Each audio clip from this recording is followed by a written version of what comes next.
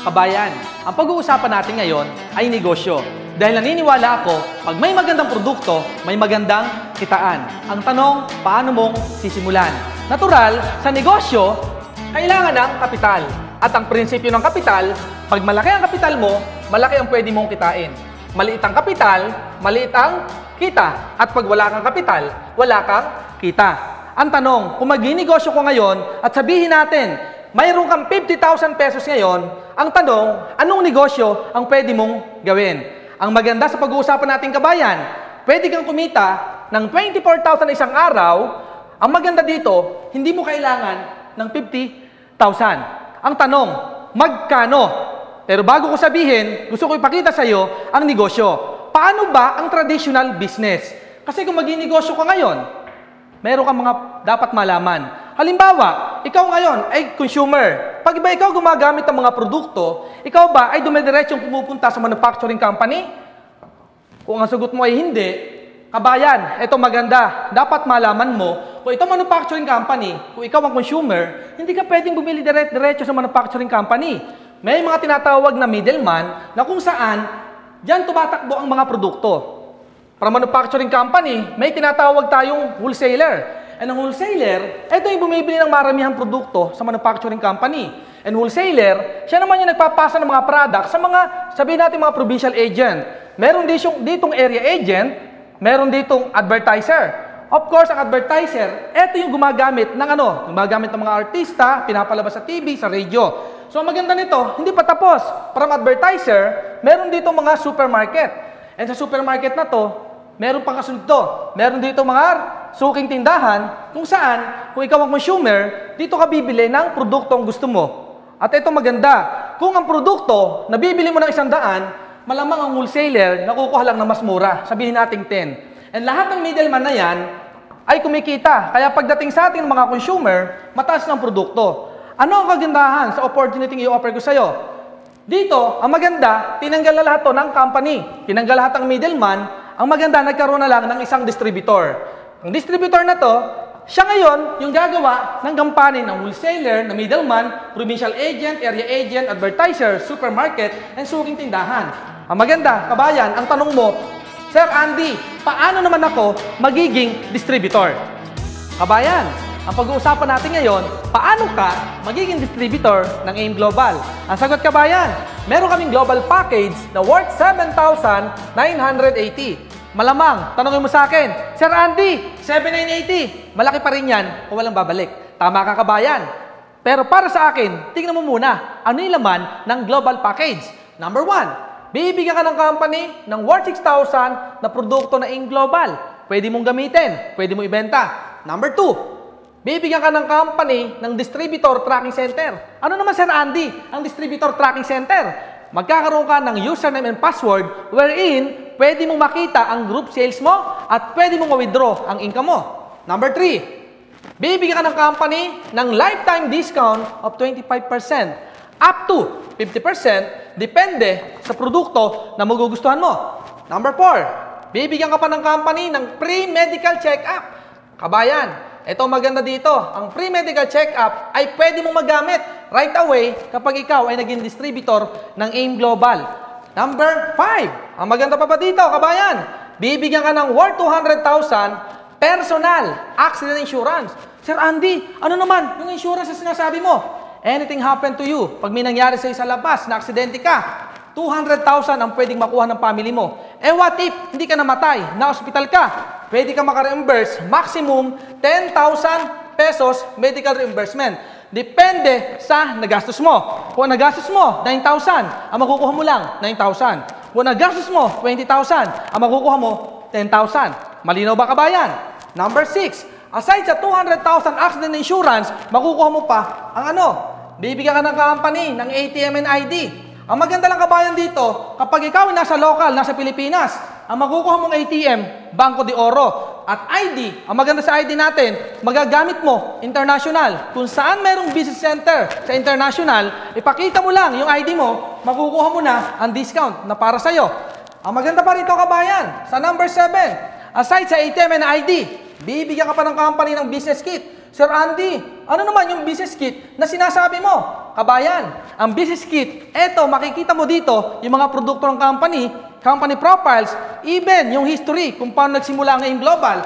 And last but not the least, kabayan, sa number 8, dito, sigurado ako, matutuwa ka. Kasi bakit? Pag distributor ka ng AIM Global, automatic, bibigyan ka ng company ng pre-scholarship certificate. Sir Andy, scholarship certificate? Ano naman yan? Ang maganda rito, kabayan, kung meron ka pang anak na hindi nakapag-aaral, pwede mo ipagamit. Bakit? Transferable. Pwede mo pamigay sa anak, kahit sa kanino, even sa kapitbahay. Ang tanong, Sir Andy, scholarship certificate? What if yung anak ko ay grade 6 pa lang? Kailan niya pwedeng gamitin? Magagamit niya yan pag nag-college na siya. Okay ba yung kabayan?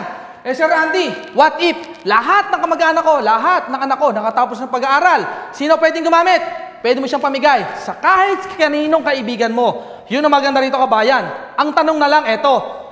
Yung 780 mo ba, na sinasabi ko kanina, na puhunan, kung ang babalik sa'yo, meron kang product na worth 6,000, meron kang distributor tracking center, meron kang discount lifetime, meron kang pre-medical check-up, meron kang insurance, meron kang ATM and ID, meron kang business kit, meron kang scholarship. Ang tanong, ang 780 mo ba, bawi o bawing-bawi? Malamang ang sagot mo, bawing-bawi. Kabayan, ang pag-uusapan natin ngayon, kapag distributor ka na, paano ka kikita sa AIM Global? Number 1, pwede kang kumita through retailing. Ibig sabihin, pwede kang magbenta-benta ng produkto. Ang tawag ko dito, not selling. Ano? Sharing. Ang gagawin mo, gagamit ka ng product at lahat ng magandang mangyayari sa'yo, yun ay ikukwento mo sa mga kakilala mo. Pag ginawa mo yan, meron kang 25% na pwedeng kitain sa bawat produkto na naibebenta mo. Number 2, pwede kang kumita through direct referral bonus. Sir Andy, paano naman yan direct referral bonus na sinasabi mo? Pag member ka na AIM Global, magkakaroon ka sarili mong distributor tracking center. So, ikaw yan. Ang gagawin mo lang, kaya madaling intindihan, kabayan, gagawa ka ng left group sales and right group sales. Paano yon? Ang gagawin mo, mag-iimbita ka na kakilala mo dito na maaaring magkaroon din ng interest sa negosyo na ginagawa natin. At kapag ang kakilala mo, i-assume natin, si letter A. Si letter A, ang ginawa niya, nung nakita niya maganda ang negosyo, bumili rin siya ng global package. Pag bumili siya ng global package, ang tanong eto, yung bang kaibigan mo, panalo, panalo, panalo. Gaya mo, kabayan, panalo din siya. Kasi kung ano yung nakuha mo, yun din ang makukuha niya ng global package. Eto maganda. Pag siya bumili, meron kang direct referral bonus. Ang tanong, magkano? 500 pesos. Kabayan, kung part-time mong gagawin, pwede na. 500 pesos. Ito maganda. Isa lang ba ang kakilala mo? Kaya nga left and right.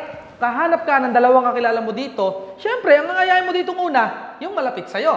And pag nakuha mo na yung letter A, malamang, pag na-invite mo si letter B at nagandahan din ang negosyo, siyempre, malamang si B, magjo-join din yan.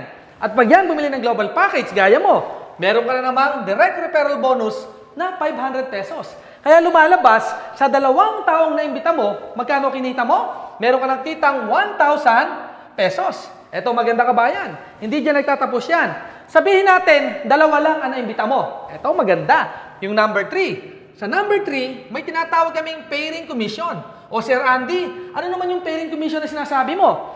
Meron po tayong sistema na kapag meron kang left group na 1,200 points at meron kang right na 1,200 points, babayaran ng company yan. Automatic. Meron kang pairing commission. Magkano? 1,500 pesos. Sir Andy, paano mangyayari yon? Ikaw, nung inimbita mo si A, bumili ng package at si B, bukod sa 500 pesos na kinita mo bawat isa, magkakaroon ka pa ng pairing commission. Paano? Saan ang galing ang 1,200 points? Every global package po na binibili ng kakilala mo, nag-i-earn ka pa po ng 1,200 points. At pag nangyari po yan, kung titingnan mo to, meron ka 1,200 points sa left at sa right. O, di ba? Gaya na sinabi ko kanina, pag may 1,200 points sa left and right, nako-convert siya into 1,500 pesos. Kaya lumalabas po, kabayan, kapag meron kang A, meron kang B, aside sa kinita mo na 1,000 pesos na direct referral, meron ka pang 1,500 pesos. So lumalabas sa dalawang naimbita mo na hindi lang 1,000 kinita mo. Kumita ka ng 2,500 pesos. Ito maganda. Sir Andy, malamang kung mahihain ako, baka dalawa nga lang maimbita ko. Pwede ba yun sa negosyo na to? May kota ba dito? Kabayan, yan ang maganda dito. Kahit dalawa lang yan. pwede ka pa rin kumita. Paano? Sabihin natin, tamad ka. Si letter A masipag. Siya nag-imbita na kakilala niya. Ano mangyayari sa kanya? Natural. Si letter A, gaya mo, malamang gumawa rin sarili niyang grupo. Left and right group. At pag nangyari yan, si A, mag-iimbita yan. I-assume natin, si letter A, na-imbita niya si number 1. Ano mangyayari? Natural, si letter A, siya ang nag-imbita sa kaibigan niya, siya ang kikita ng 500 pesos. Malinaw ba kabayan? At eto pa maganda, aside sa 500 na pwedeng kitain, letter A, meron din siyang 1,200 points. Ano ito maganda kabayan? Dahil ikaw, pwede mo tanongin sa akin, Sir Andy, si letter A lang ba ang pwedeng kumita? Kay number 1, sa direct referral, si letter A lang ang pwedeng kumita. Pero, sa point system natin, pag si number 1 nag-join, may point si A, may points ka din. Maganda. At pwede mo rin tanongin sa akin, Sir Andy, ano naman ang mapapala ko sa 1,200 points? Kabayan, tingnan mo mabuti. I-assume natin, si letter B, nag-invite din na kakilala niya at nag-join din sa negosyo natin. Sino ang kikita ng 500? Of course, kung sino ang nag-imbita, since si letter B ang nag-imbita kay number 2, siya yung mayroong 500 pesos. Ang maganda, meron din siyang 1,200 points.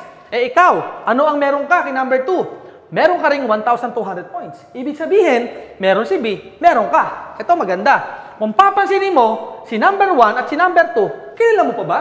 Di ba hindi na? Ito maganda. Si number 1 at si number 2, since nasa left and nasa right group mo, ikaw, kabayan, meron ka na namang 1,500 pesos. Ganun siya kaganda kabayan. Malamang tanongin mo sa akin ngayon, Sir Andy, sige nga, si A, paano naman siyang magkakaroon ng pairing commission niya? Si letter A, para kumita ng 1,500, kailangan din niya meron siyang another side. I-assume natin si letter X, nag-join sa negosyo. Bukod sa 500 na referral bonus si letter A, meron din siyang may pairing commission na rin siyang 1,500. I-assume natin si letter B, nakarecruit din na kakilala niya. Natural, ilalagay niya sa other side niya. I-assume natin si letter Y. Pag si Y nag-join, may 500 si letter B, and this time, tingnan mo meron na rin siyang pairing commission. And malamang tanongin mo sa akin ngayon, Sir Andy, ano naman ang benefits ko kay X at kay Y? Tandaan mo to, si X nung bumili, may points ka din. Si Y nung bumili, may points ka din. Ibig sabihin, yung points ni X at points ni Y, pwedeng bayaran sa'yo. Meaning, meron ka ring 1,500 pesos. Kabayan, yung nakita mo, ganun kaganda yung sistema ng kumpanya. And malamang pwede mo sa akin tanungin, Sir Andy, what if, i-assume natin, dumami ang tao ko? Paano yun? Halimbawa, sa left mo, nagkaroon ka na 1,000 tao. Pwede ba mangyari yan? Pwede. Sa negosyo na to, walang imposible. I-assume natin sa right group mo, nakakreate ka ng 1,000 na members din. Ito magandang tanong dito. Sir Andy, hindi ba malulugi ang kumpanya natin kapag yung 1,000 tao ko sa left at sa right ng mga members ko ay nag-recruit din na gaya ko? Tingnan po natin. I-assume natin, Monday. Nung Monday, yung 1,000 nag-imbita. Ang dami nag-join. Ilan? Sabihin natin 50. Sa kabila, 60. Posible bang mangyari yan? Of course, pwedeng mangyari. Ang maganda nito ngayon, kung titingnan mo, may 50 ka sa left, may 60 ka sa right. Ilang pares meron ka? 50 pairs. Ang tanong, 50 pairs din ba ang babayaran ng Global? Hindi po. Nag-design ng company na tinatawag naming safety net. Ano ibig sabihin nun? Bawat araw, meron ka lang limit na income na pairing commission. Ilan at magkano? Ang babayaran lang sa'yo, maximum 16 sa left and 16 sa right. Sir Randy, bakit? Ang tawag po doon, safety net, para hindi mag-overpay ang company. Magkano? Kita mo. Grabe. Kabayan, tingnan mo 24,000 pesos per day. Imagine mo, 24,000. Pwedeng-pwede na. Sir Andy, yung sobra, saan napunta? Ang tawag po doon, plus out na. Kita na po yun ang kumpanya. Okay lang po ba? Kumita ang kumpanya? Of course, dapat kumita ang kumpanya. Dahil pag nalugi ang kumpanya at hindi ang kumita, hindi na po tayo magkita-kita. Kaya para sa akin po, ang 24,000 ay pwedeng-pwede na. Huwag kang mag-alala kabayan. Pagdating ng Martes or Tuesday, tingnan mo ang pwedeng mangyari. Ang mangyayari pagdating ng Tuesday, yung mga tao na yan, hindi naman hihinto yan. I-assume natin, humina ang grupo, 40 ang na-recruit sa kabilang side. Sa others, sa right group, may na-recruit 50. Lumalabas kabayan, noong Tuesday, meron kang 40 pairs. Ang tanong, magkano ang babayaran ng AIM Global sa'yo?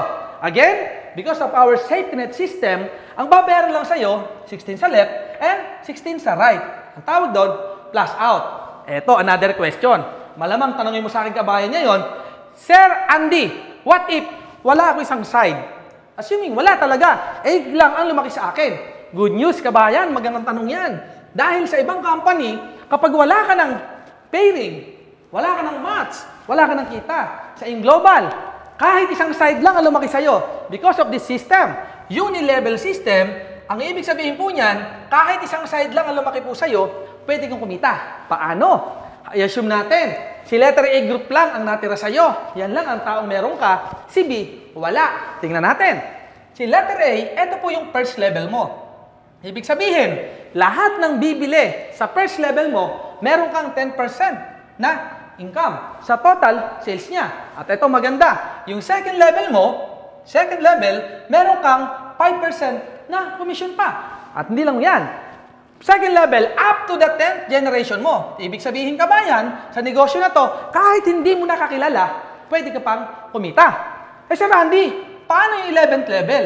Paano naman ako kikita dyan? Kabayan, tingnan mo. Meron pa tayong number 5. Ang tawag natin dito ay stair step. O Sir Andy, ano naman yung stair step na yan? Ano naman ang ibig sabihin yan? Ang stair step kabayan, ang ibig sabihin yan, pag ikaw nag-join sa negosyo na to, automatic, ang tawag sa'yo ay distributor. At pag ikaw distributor, time will come, pwede ka ma-promote. Paano?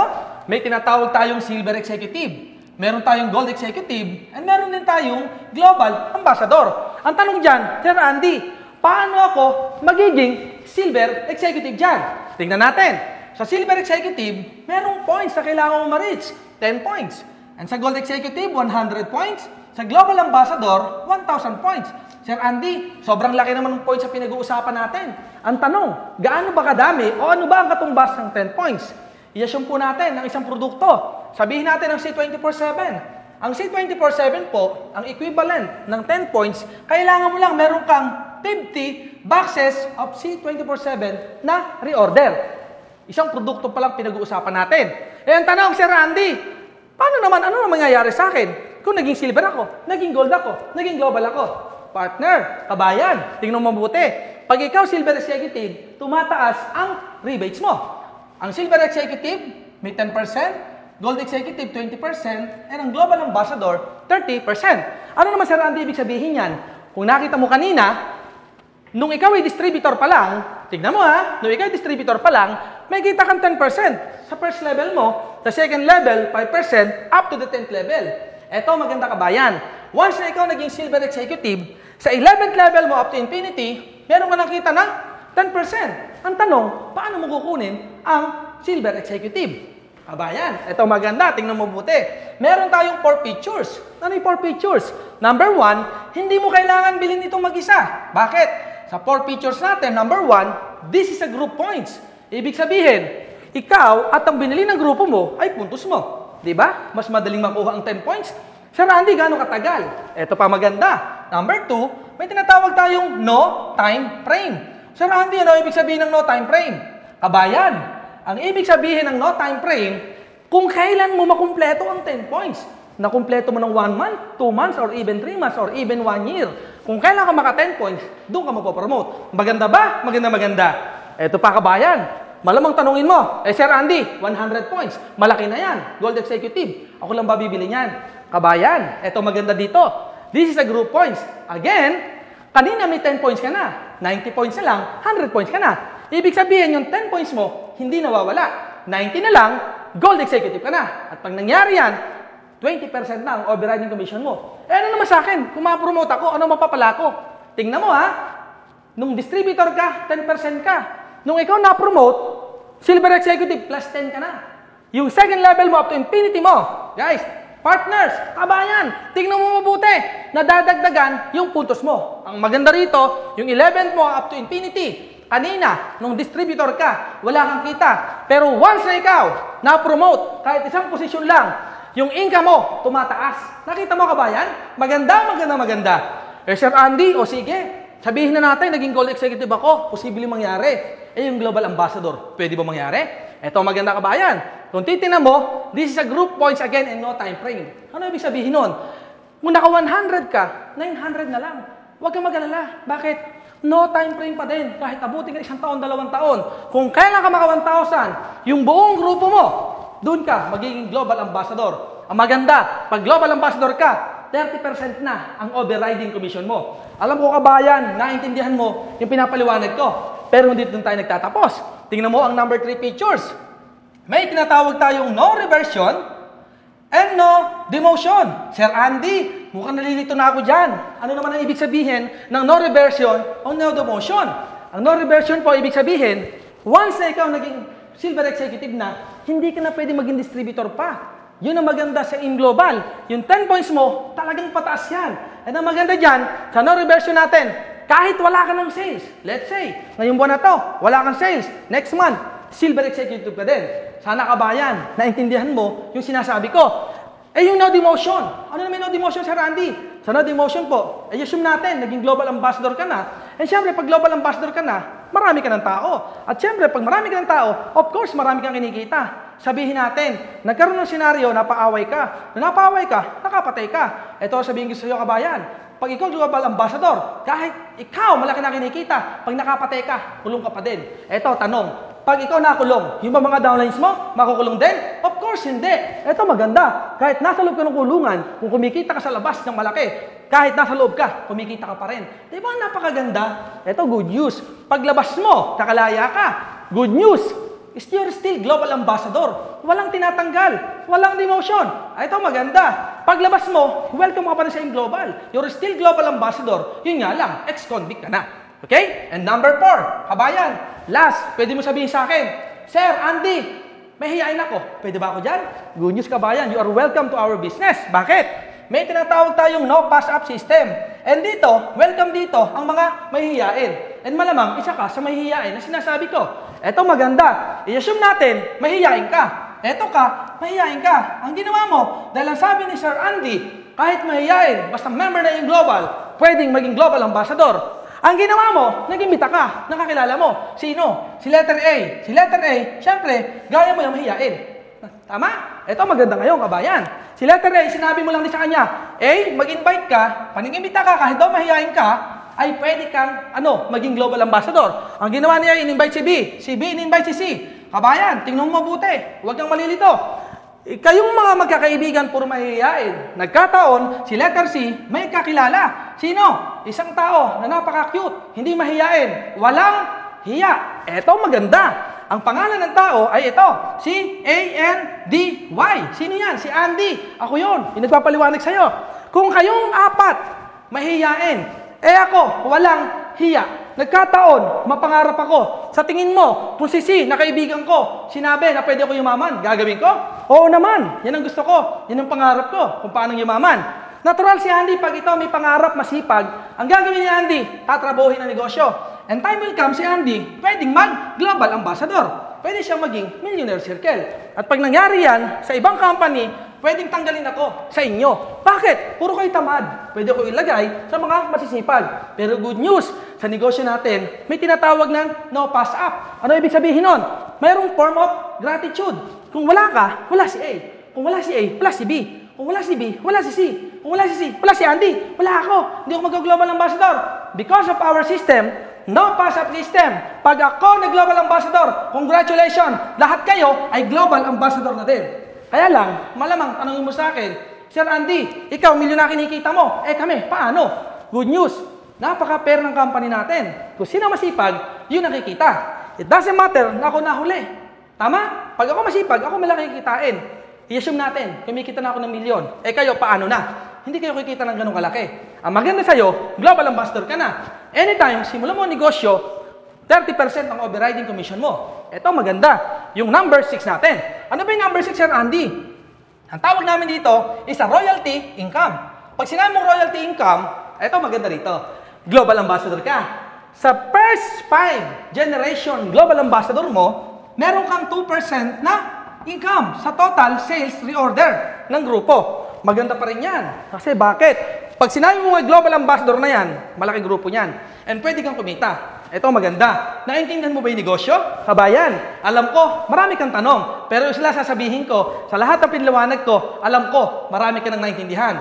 Again, kabayan, sa negosyo na to, hindi pinag-uusapan kung ikaw ay mahihain. Ang pinag-uusapan natin dito, may pangarap ka pa, gaya ko.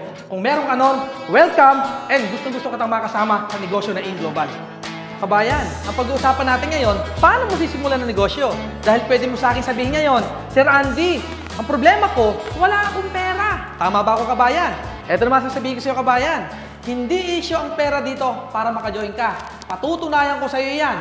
I-assume natin, may pera ka ngayon. Kaya lang, hindi mo naman ako naintindihan. Tanong, magjo-join ka ba o hindi? Siyempre, sagot, hindi ka magjo-join.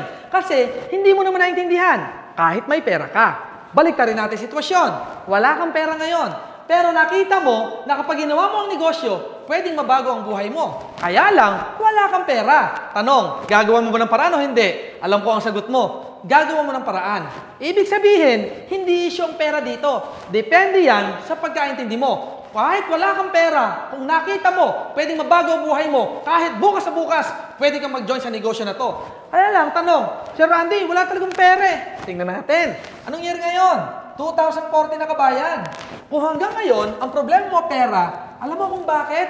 Kasi hindi mo binabago yung ginagawa mo. Dahil kung ano ka raw ngayon, decision mo 5 years ago. Ano yung ginawa mo noong 2009? Tama ba ako, kabayan? At kung ano ka, sa next 5 years of your life, 2019, kabayan, kung hindi mo babaguhin yung decision mo ngayon, makikipagpustahan ako sa'yo.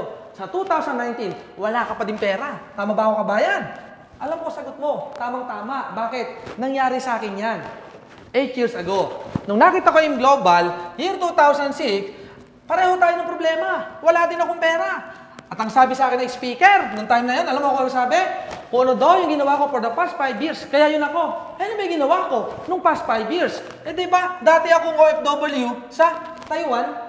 So, walang nangyari sa akin. At alam mo kung bakit ako naimasmasan? Ang sabi ng speaker, kung ano daw yung buhay ko noong 2006 at pag hindi ko binago yung ginagawa ko, sa 2011 daw, problema ko pa rin ang pera. Kabayan, sa tingin mo, tama kayo speaker noong 2006? Tingnan mo, tingin ko tamang-tama. Kung hindi ko binago, malamang kung nag-Taiwan ako, 2011, pareho pa rin ang buhay ko. Eto maganda. Isang bagay ang hindi ko nakakalimutan sa sinabi ng speaker noong 2006. Andy, try mo lang yung Global. Wala namang mawawala. Bakit? Dati ka nang wala. Pero ito maganda, kabayan. Try mo lang. 1 year. 2007. Pag walang nangyari ng 2007, another year. I-try mo lang uli. Year 2008, Andy. Pag wala pa rin nangyari, Andy, nako, lalo ka na huwag huminto. Bakit? Nakakahiya. 2 taon, wala pa din nangyari. Ituloy mo another year. 2009. At pag walang nangyari sa 2009, lalo ka na huwag huminto. Kahiya-hiya talaga yan. Sa madaling salita, kabayan, alam mo ang ginawa ko? Tinry ko lang. 1 year, 2007. Good news, after 1 year, lumabas ang first car ko sa InGlobal. At ito pa malupit, hindi pa natatapos. Another year, grabe, lumabas, brand new car ko uli. Kabayan, sa tingin mo, 2 taong kong ginawa negosyo, bawi ba ako, bawing-bawi? Alam ko, sagot mo, bawing-bawi na. Pero hindi doon nagtapos. Another year, 2009. Nakakatuwa. Kasi bakit? Lalong gumanda. Bakit? Hindi ako bumili sakyan. Bumili ako condominium unit. Di ba, kabayan? As dating OFW, ganun nakuha ko in 3 years time. Pero hindi doon nagtatapos. Sa sobrang ganda ng kumpanya, sabi ko sa sarili ko, year 2010, hindi na ako papayag, maliit pa rin sa sakyan ko. Kaya kabayan, alam mo ano ginawa ko? Year 2010, ginol ko. Sabi ko, April of 2010, bibili ako mas malaking sasakyan. Alam mo nangyari? Hindi natupad noong April 2010. Bakit? Sa ganda ng InGlobal, kabayan. March pa lang of 2010, nakabili na ako ng SUV car ko. Kabayan, nakita mo ba kung gaano kaganda yung negosyo sa ginawa ko? At ito maganda. The rest is history. Anong year na ba ngayon? Eh diba, 2014 na? Eh hindi mo natatanong, kabayan, 8 years na ako sa negosyo. Anong maganda? Dating OFW, sana mangyari din sa'yo yung nangyari sa akin. And naniniwala ako, kung ipinanganak ka ng mahirap, ay hindi mo kasalanan. Ngunit, ang mamatay ka ng mahirap, kabayan, para sa akin, isang malaking pagkakasala. Kaya ako sa inyo na nakikinig ngayon, huwag kayong papayag sa buhay nyo. Ni minsan, ay pumayag kayong maging mahirap na lang. Para sa akin, kung may opportunity ka nakikita na pwedeng mabago ang buhay mo, ngayon pa lang, kabayan, sinusubukan na. Dahil naniniwala ako, ang pagkain, masarap kainin pag bagong luto. Parang in global, kung nakita mo na maganda, dapat ngayon, sinusubukan mo na. Parang pagkain, tikman mo lang. Pag nasarapan mo, kainin mo. Ganun ang in global. Hatawin mo, habang bata ka pa, habang malakas ka pa, gawin mo na ang in global. Kailan mo gagawin? Pag matanda ka na? Pag wala ka ng lakas? Kabayan, this is your time. Sana, naintindihan mo lahat ng sinabi ko. Dahil gawin mo hindi ang in global, tuloy-tuloy na to. Kung gano'n rin lang, kung tuloy-tuloy rin lang yung global, bakit papaiwan ka pa? Kung alam mo naman na pwede mabago, pwede kang yumaman sa AIM Global.